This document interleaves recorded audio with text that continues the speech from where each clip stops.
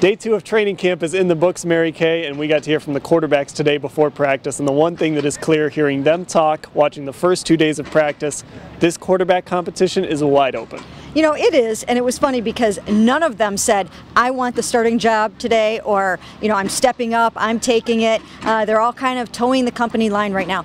But I thought DeShone Kizer was somewhat interesting in that he said, you know what, I've been thrown into the fire, and I'm feeling comfortable so much faster than I thought I would. And that follows along the same lines of what Hugh Jackson said. He's ahead of where he thought he was. So I think even though it's still a wide open competition, I think DeShone Kizer keeps making the fastest strides. The door is certainly open for Kizer if he's able to do something in camp and then in the scrimmage and some preseason games. There's an opportunity there for him. But unfortunately, offensively today, a lot of struggles. Not a lot of downfield passing. Now afterwards, Hugh Jackson said that was maybe by design, but a lot of balls on the ground. Just a tough day for the offense here on day 2.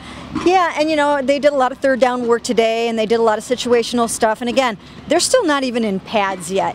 But like you said, it was a little bit of a sloppier day today than I think what we saw yesterday. We actually saw the first interception of camp, and that was on a tipped ball.